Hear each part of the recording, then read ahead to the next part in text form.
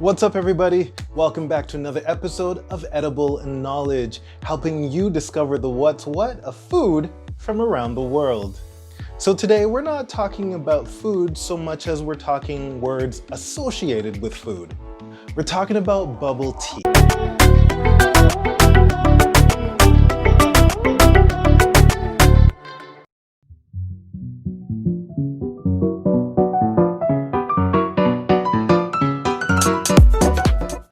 Okay, so have you ever walked into a bubble tea shop, looked at the menu and been like, what's that? Is that edible? I don't know what these words mean. Okay, so today I'm gonna help you with some of the words associated with bubble tea so you know what you're ordering before you order it. So I'm just gonna work off the assumption that everybody already knows what bubble tea is. Some places call it boba. Are they different? Essentially, no. Boba tea, bubble tea, pearl milk tea, they're all essentially the same thing. And they range from iced tea with tapioca pearls to fresh juice with fruit bits. All right, so doing my research, I've seen that a lot of people obviously call them bubbles, boba. I've even seen the word sinkers. So what type of sinkers can you get for your boba tea? Well, obviously you have the traditional tapioca balls or pearls, rainbow jellies, coconut jellies, red bean, aloe, taro pearls, grass jelly, popping boba, and QQ. But before we continue, let's talk about the last four that I mentioned. Taro pearls, basically pearls made from the starchy root vegetable taro.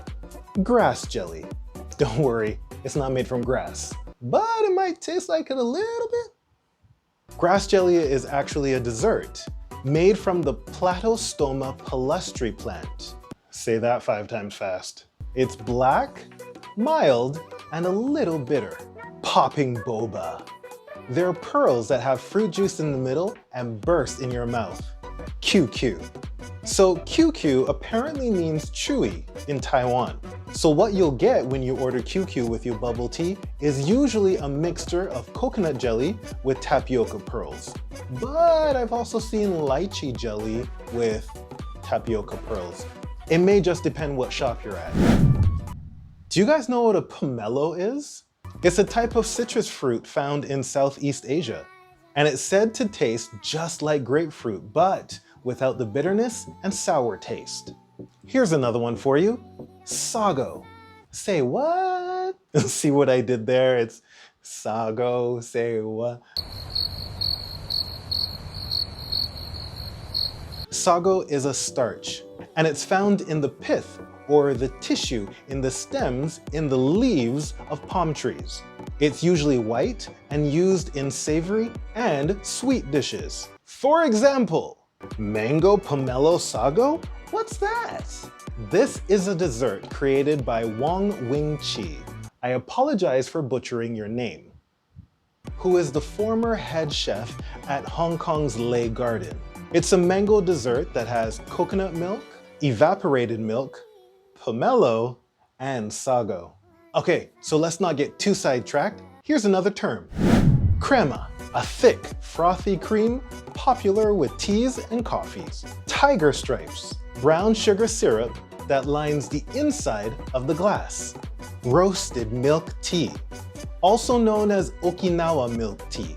This drink uses a special roasted brown sugar. Yakult?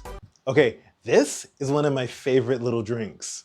It's a sweetened probiotic beverage sold by the Tokyo-based company Yakult Honsha. Cheese cream?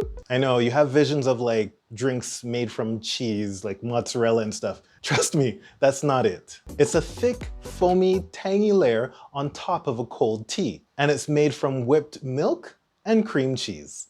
That's all I have for you guys today. I hope this helps you just a little bit so you've got a little more knowledge about what you're ordering when you walk into your next boba shop. If you enjoyed this video, don't forget to hit the like button, subscribe if you haven't already, and leave a comment downstairs. Also, don't forget to hit that notification bell so you'll always know when I upload new and incredibly interesting videos just like this one. Okay guys, I'm gonna go get some bubble tea. I'll see you in the next video right back here on Edible Fitness. Bye!